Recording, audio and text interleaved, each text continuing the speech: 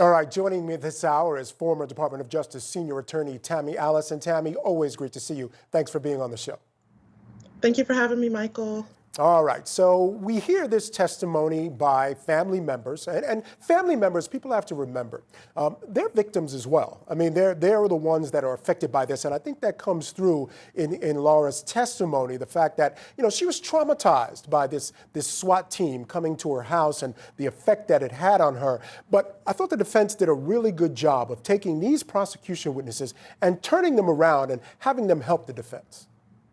I agree with you. The prosecution bringing her as a witness, that was not a good look for them. This case is wild just in general, but the fact that the defense was able to really use the prosecution's witness to show how vulnerable, how scared she was of Kitt's ex-wife or estranged wife, and the fear, the way that they described the SWAT team breaking in and how terrified she was definitely a win for the defense in terms of getting the jury to understand that there could be doubt in what we all know, that I always say, reasonable doubt being the burden of proof that the prosecution has to prove. So them focusing on that fear that she had and why she had that fear definitely speaks to the fact that there could be another suspect here responsible for these egregious murders. You know, we keep hearing the name dropped throughout this case, Joan Harmon, and that's someone clearly that the defense is pointing to as someone who could be responsible or involved in these murders. Now, she's been granted the right to not testify by the judge. There was an extensive hearing held on that, but it is something that the defense can certainly mention in their closing argument and bring up the idea that she did take the fifth for fear of incriminating herself. So they can continue to point at her. I'm wondering what effect you think the fact that she's sort of sprinkled, and her son as well, sprinkled throughout this case, what effect that might have on the jury as they try to determine the guilt or innocence of the defendant.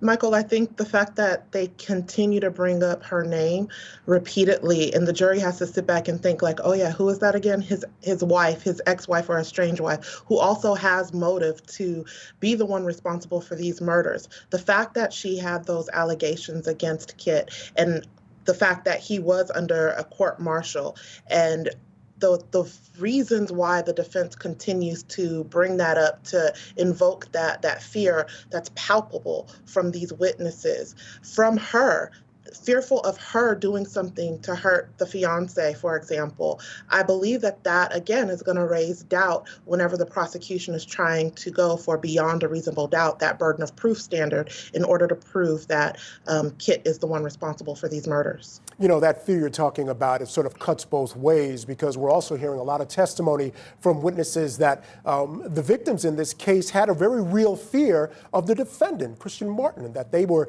telling people, if anything happens to us or anything happens to me, no need to look any further than Kitt Martin. I'm wondering, do you think that type of testimony is powerful for a jury to hear?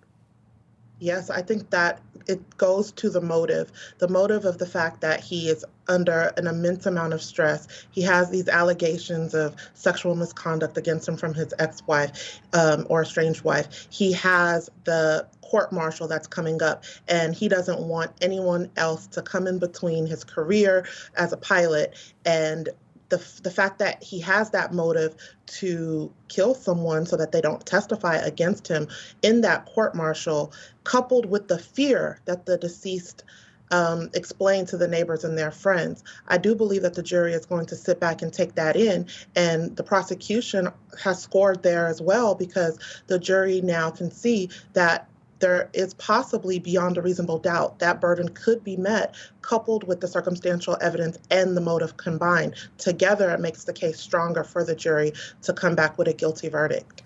All right, well, we're going to have to keep an eye on the rest of the evidence. Not a lot of direct evidence yet, most of it circumstantial. All right, Tammy Allison, stand by because we do have to take a break. Coming up next, though, is our Talk Back segment. We'll get your answers to today's question. The question was, how effective is the testimony from friends of the victim saying they told them that if something happened to them, Kitt Martin did it? Is that effective testimony? We'll find out what our viewers had to say when we come back. So keep it right here on CourtTV.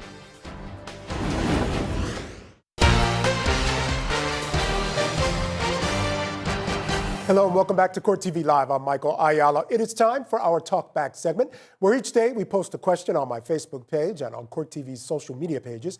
We gather your comments and questions and respond right here on the show.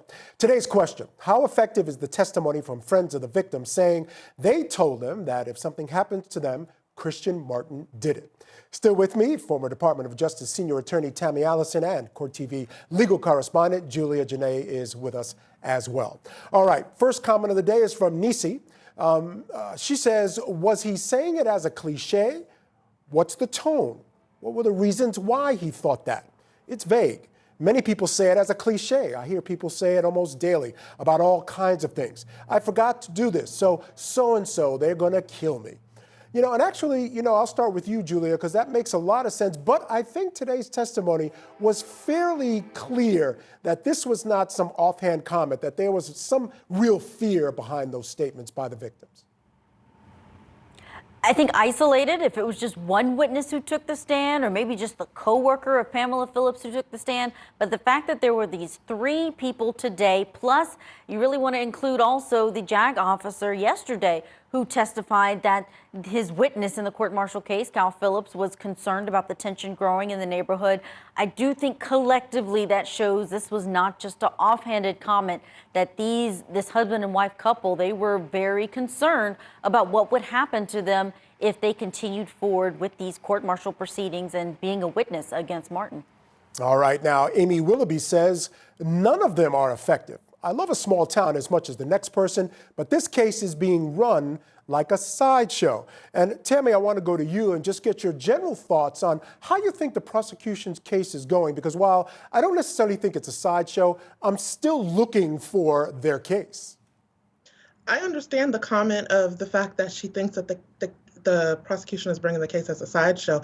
The facts of the case are just wild. Everything that's going on with the case, there's just so many moving parts. But the prosecution, in my opinion, they're doing a good job of compartmentalizing and breaking down and strategically bringing different witnesses to show that he had that motive coupled with the circumstantial evidence in order to prove that beyond a reasonable doubt standard of proof, which is necessary for the jury to find that guilty verdict. Now, as I stated earlier, the defense is also doing a good job in raising doubt.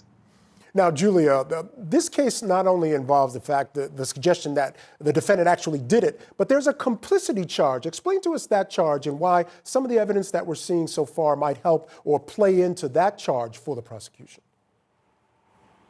Right, this was not charged as a straight up first-degree murder of three people. This is complicity murder. And in Kentucky, that requires that the person have either in some way been a part of the crime in aiding them, soliciting them to do it, counseling them on how to do it. And the reason that it's charged this way, and what the investigating officer told the grand jury when they obtained the indictment, is they don't know for sure if Kitt Martin was the one who carried out the murders or if he was somehow involved, but they know that he is in some way connected to the process of carrying out these murders.